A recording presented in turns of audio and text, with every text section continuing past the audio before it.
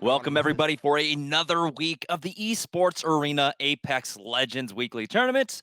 I said week twice there, but it's okay. I'm Jet Set Jamerson, and joining me this week it is going to be FBI Tugboat Tug. How are you doing today? Doing well, doing well. I'm about to cast some Apex Legends, so I have zero complaints, Jamerson. Today we had, I believe, 35 teams battling it out for Yes, sir. 20 spots here in the finals. And of course, they're competing for a $1,000 prize pool, and it's just the top three that'll be making it into the money. But how do they make it into the top three, Tug? Yes, sir. You got your classic 1 point per kill. And these teams are going to get some massive benefits from coming in, getting your first, second, third place wins, particularly. You're getting 12 points for the first place win, 9 points for second, 6 for third, I believe. And obviously, those equaling out to a lot of kills. So you really get benefit from both getting kills and staying in towards your later game. 4 games across, right?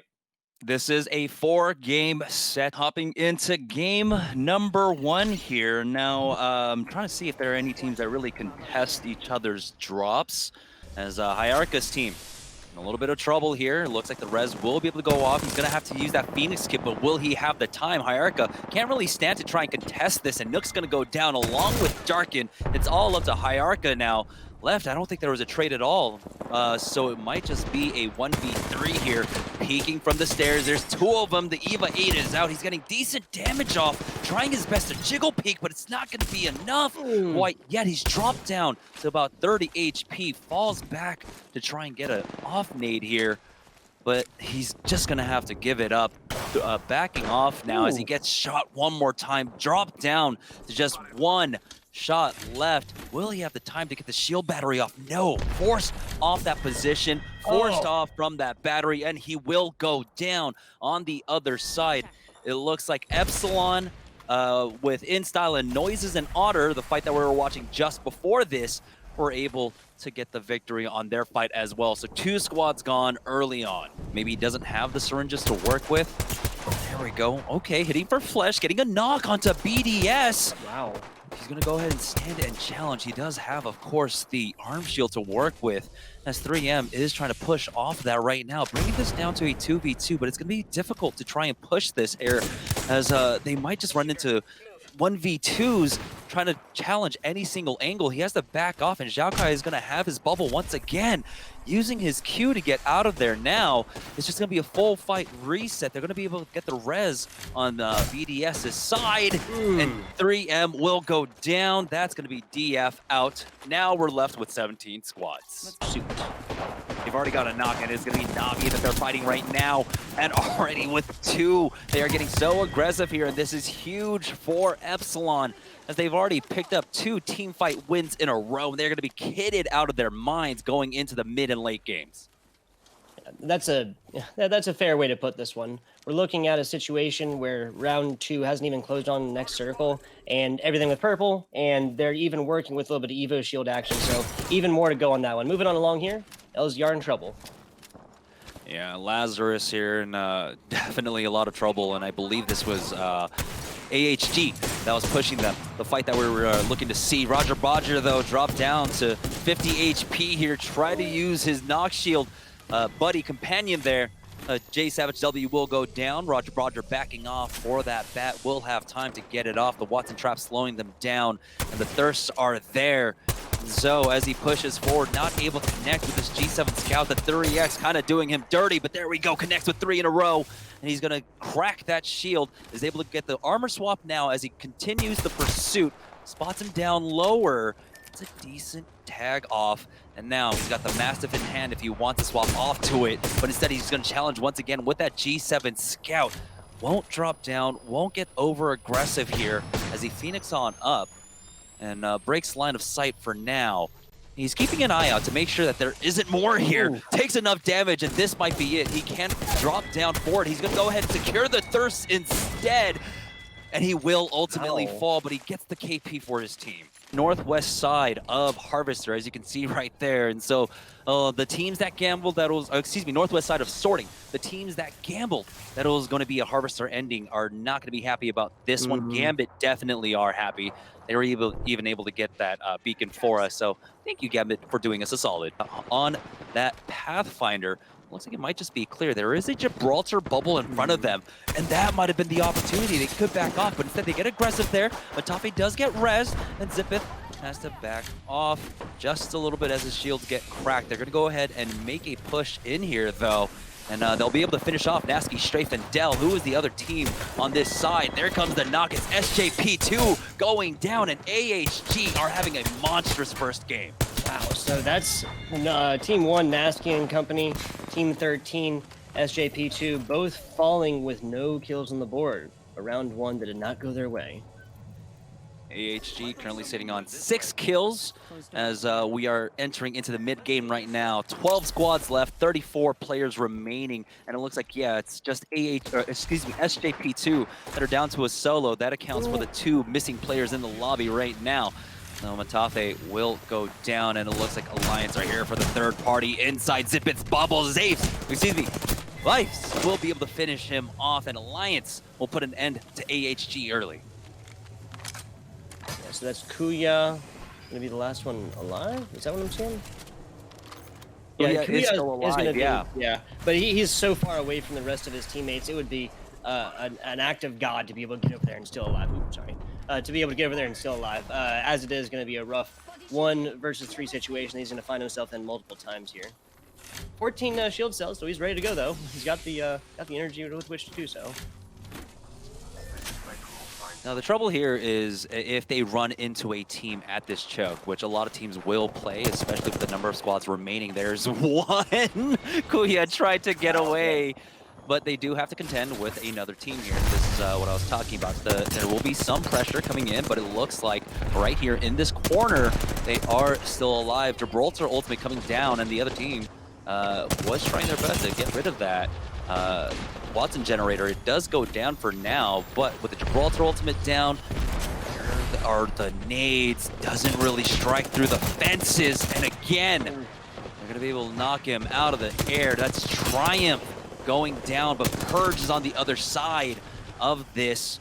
So the choke, again, with the fact that they have this corner to work with, though, they have plenty of time. They can reset. I love this coming up from Alliance, taking measured fights.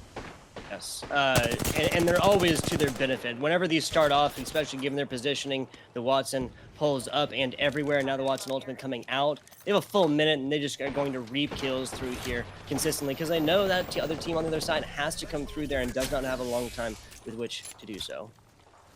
And it looks like the final ring, or the next ring, will be closing over on the train tracks bridge. And so leapfrogging forward with the caustic barrels one at a time to buy a little bit more space for Alliance. I love this approach. I love, again, this measured fight coming out, utilizing that DT as well.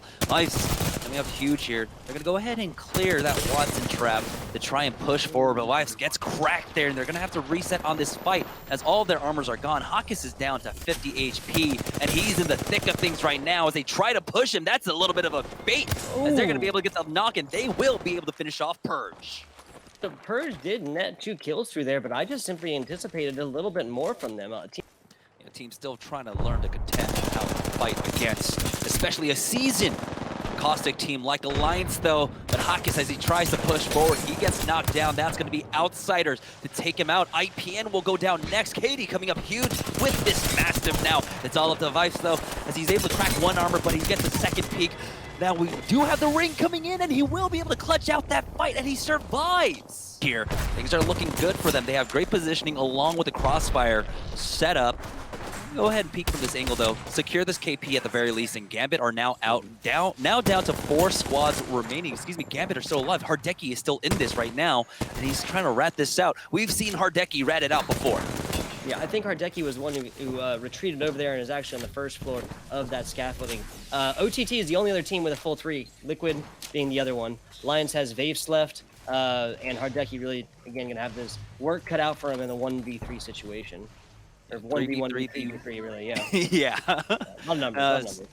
But Liquid, they already have the circle, and of course, with the setup behind crates here, their Watson generator not at all threatened whatsoever. So they can just set up, and they can just wait this out. decent amount of the ammunition as well, as Nocturnal still has about 6 clips to work with here on this R99, and he's just trying to poke them so that when they have to move with this ring, it'll be that much more difficult. Trying to slow them down at all, try to apply any pressure, and Nock even realizing there is possibly a solo rat off to the left. Portal coming out now from OTT, as they are right on top of the ring here. Flanker already setting it up with traps. So Streamy, Andre, Strong, and Blood Rain needed to get out of there quick. The Blood Rain and Andre just took a lot of damage from the circle. Streamy trying to get rezzed up now. Yeah, now Liquid, they already smell blood in the water. Vice wasn't able to survive long enough to secure that kill for himself, even though he got a knock.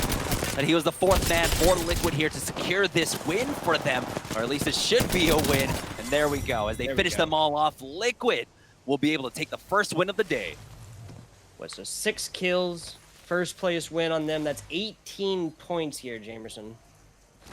All right, we're heading into game number 2 now on a board with Liquid. Liquid, they have changed things up, and they are dropping Geyser here. They used to drop Train. But this is a big throwback, I would say, basically Hot 6 time with D-Cup. 12 looking on with them.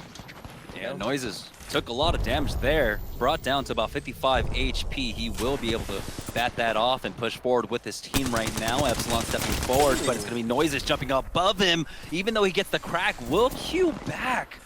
And that might be the initiative lost, as InStyle taking a lot of damage here. Drops down that Watson Jenny as the Gibraltar ultimate comes down. When do they clear it? Interesting. So Noises kind of abandons that up there. You know, he had, I believe, 2/3 on the blue shield, at least 50 on that. Now, these high-level Apex Legends players can melt you instantly, but he had the assistance of his teammate. Not sure if that would have been the optimal play. They go for a full reset on this, and so InStyle will be able to get fully healed. They weren't healing through a Gibraltar bubble, so they don't have that same kind of initiative that you normally have, where you're able to just reset a fight quickly and then push forward. It looks like there might be someone third-partying from Overlook, or at least just trying to tap away at them right now. But here we go. Noises now trying to get on top of them again.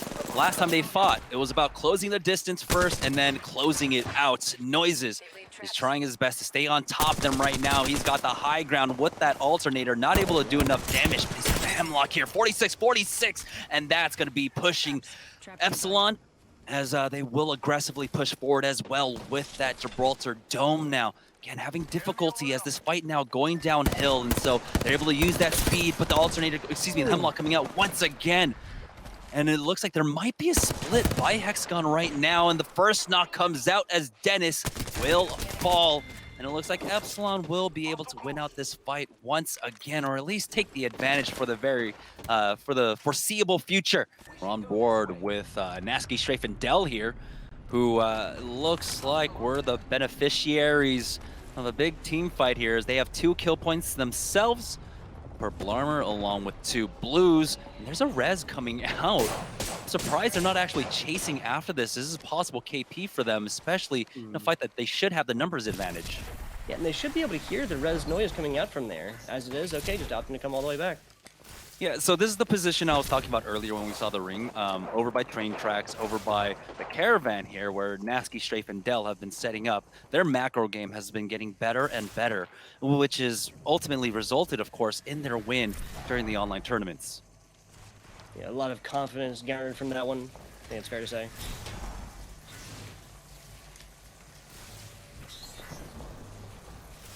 Now, a lot of teams actually here on the southern side of this ring, so this could be a hotbed for action.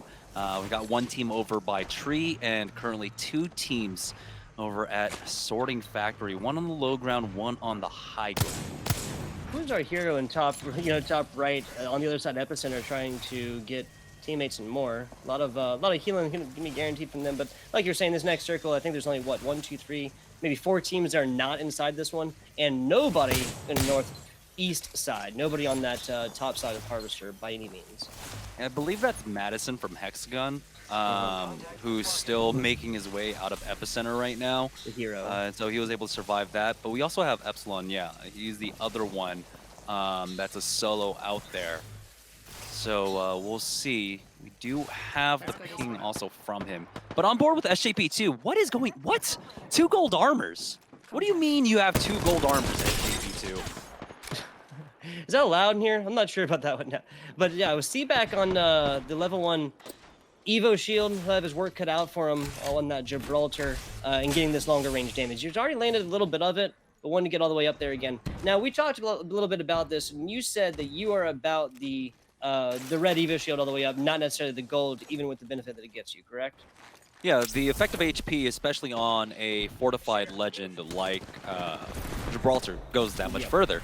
Especially because he can reset by himself with his dome shield and get the fast heal anyhow. So you basically get the benefits of a gold armor, but you have 225 HP, which ends up being plus another 34, around 250 something effective HP on him. Yeah, that's not even counting his gun shield as well, ladies and gentlemen. So yeah, I think the numbers there can speak for themselves. SJP2 getting into it. Jelly got a lot of damage, but Seaback and Zinze have taken this team fight without a scratch on them so far.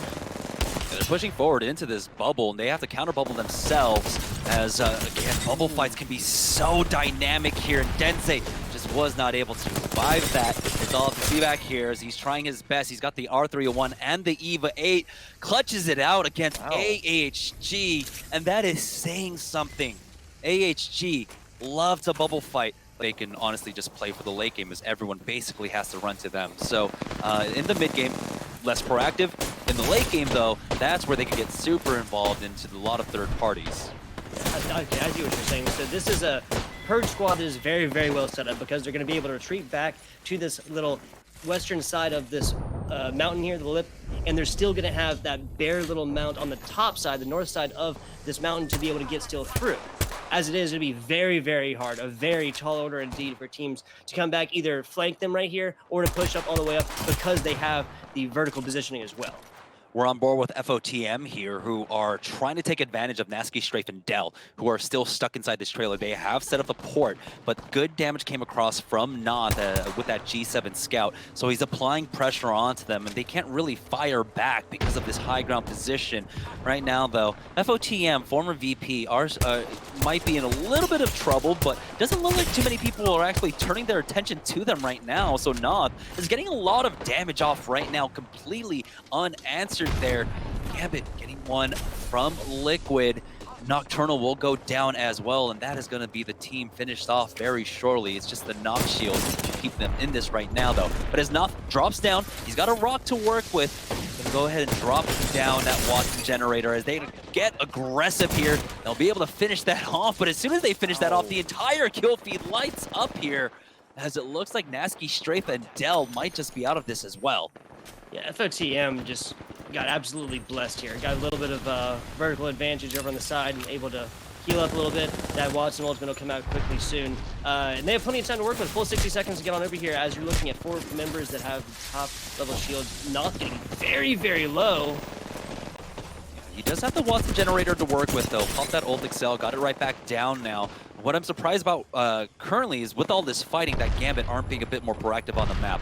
FOTM, they still have to try and reset this fight right now. Good presence being shown by Taylor, covering for Noth currently, but the double peek comes out and Taylor tries to back off and he will get knocked down. It's all up to Noth, but he has to just book it out of there. Drop down to about 5 HP. He's trying to survive for as long as possible, but he will get knocked himself.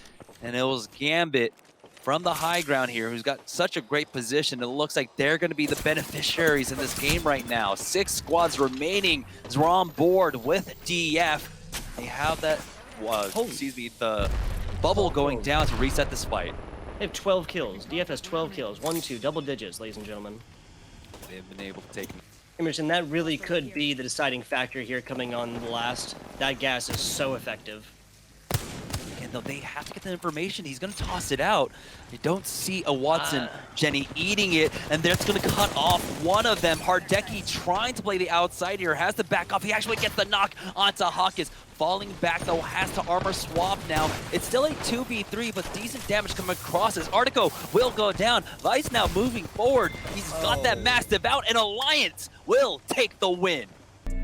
and it looks like we are going to go straight into game. But Alliance now are currently sitting in first place with 35 points. Gambit are second with 31, and Liquid are now in third, trailing by 12 points at 19 points, and DF right behind them at 18 in fourth place. Picks up 2. Now, tides have turned for DF, but Kaká will be able to get at least one thirst, and now he's getting pressured in. I believe that might be Liquid coming in for this third party. Now, it's going to be Jazz to finish that off. Ballon G will be able to survive with that, as now it's just him alone, though, trapping up that portal as he's able to trail it all the way. Portal back into it, but now he's over peaking. It's the power tower that's doing a lot of damage to them, and he will ultimately fall. It's going to be in the thick of things here. 4 teams around them right now, of course, contending with the squad that's in that building to the northwest. There's a squad to their east and another squad moving down from the hill further northwest from them right now as the zone does close in on them. They do have the fences here on the high ground. They do not have to jump down, I believe, from this position. So interesting stuff. Triumph has been involved in a lot of team fights so far, but only has 1 kill for the entire team thus far. Graceful now investing that ultimate, trying to edge these teams out as they're trying to come in, but they got plenty of time. That might actually be a little bit early, right? Yeah, triple jump out coming in from that squad. Not entirely too sure who it is, but they're going to jump right into that as they're getting decent damage, but they're not getting the knocks quite yet, and this is taking too long. It's AHG coming in as Purge pick off 2, though. AHG have lost Zipith. Matabe will get finished off by Padoli somewhere else now as May D will fall. It's all up to Graceful here. They're going to be able to clear that out. Huge for them, but Alliance, they're trading away, and so they understand exactly what's going on in this fight. They're going to go ahead and pull the trigger now. R9 spray down, Alternator spray down for 9 Impulse, but he has to back away. Oh no, there's another Caustic in his way, but he's got the Devo, and we'll be able to finish him off and gets inside safely here. We'll throw down another trap as the Watson tries to push through. 9 Impulse coming up huge with that Devo play along with that Caustic. They're going to be able to pick up 2 kills off of BDS here. I am so glad that was caught on camera here. Simps coming through, and usually that's something you might see a little bit of, lower level Apex Legends, you might say. Players not taking pushing it back and just literally coming up, not even aiming down scope, just hip firing on in and getting a lot of damage off the gold deposition. Yeah, and for the grace of basically Na'Vi at that point, SJP2 were able to stabilize and back up the full 3 on board with the Outsiders right now, who find former VP, take them out, but Na'Vi will be able to get the knock onto Mistral. As we swap on over to KD's point of view here, they need to get over to the western edge, but this is a little bit of a dangerous play. Will, looks like, safely make it on over. Na'Vi here, spot out the team to their northwest. Decent damage coming across from Faizu, but this rotation is going to be difficult. They have 2 teams to contend with to their northwest, I believe. Right now, as we're on board with Claws, has to back away with that Havoc, has time to reset here, but they do get the knock onto Outsiders KD. 20 seconds. Or what we're looking at is the last little bit of time with which to make a game plan, heal up, and then push on to the last little bit of our 6th and then into 7th circle, Jamerson. A couple different teams. We're going to see how this shakes down. Yeah, SJP2 now pushing forward with that Gibraltar Dome shield.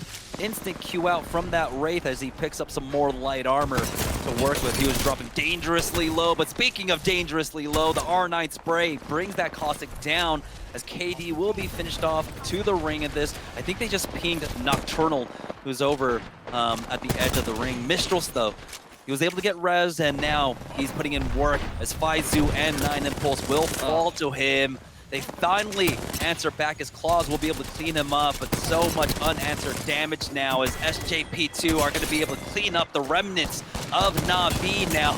And the final player alive is Nocturnal, who is ratting. They were pinging it the entire time, but Nocturnal stays alive, making it all the way to 2nd, and that'll help out Liquid immensely.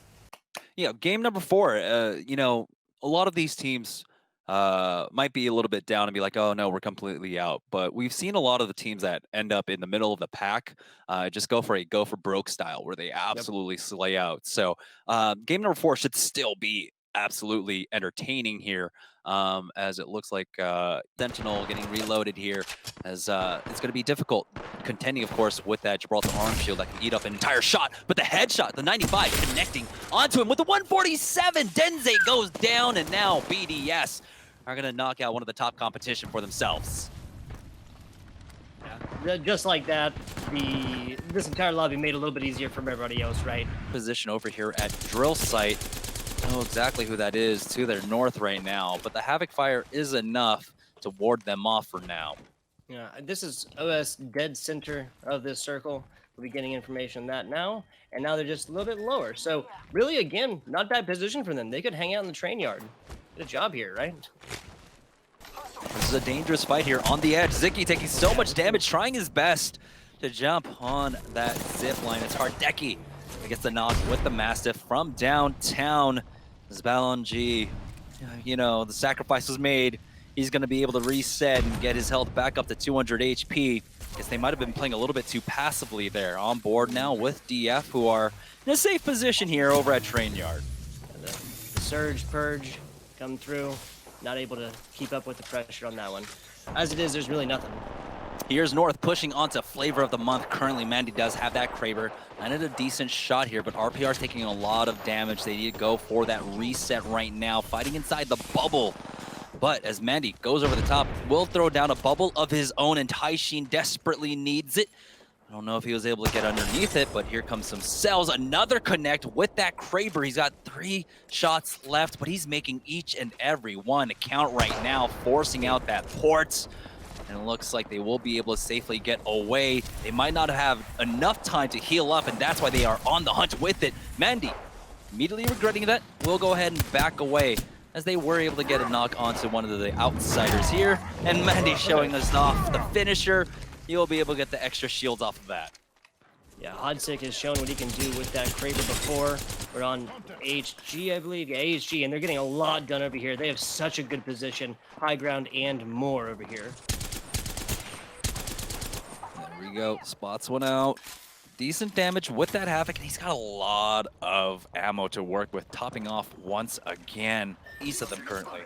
North directly east. I love what you did. Looking on with Zipith. A lot of pressure down bottom. Again, this is an AHG squad that has no reason in the world to move away from their position. They got Watson pulls everywhere. They got a Zipith. Gibraltar will have his ultimate soon. And Kuthia with that red diving shield. They're going to be A-okay. And Liquid do get finished off. Did they do enough to maintain the top 3 here? It's going to be important. Now, as Na'Vi getting pressured, Lazarus will be finished off themselves. Now we are into the top 3 position. Drop down from North. Na'Vi losing 2 there. Now it's all up to Claws to try and keep this alive for his team.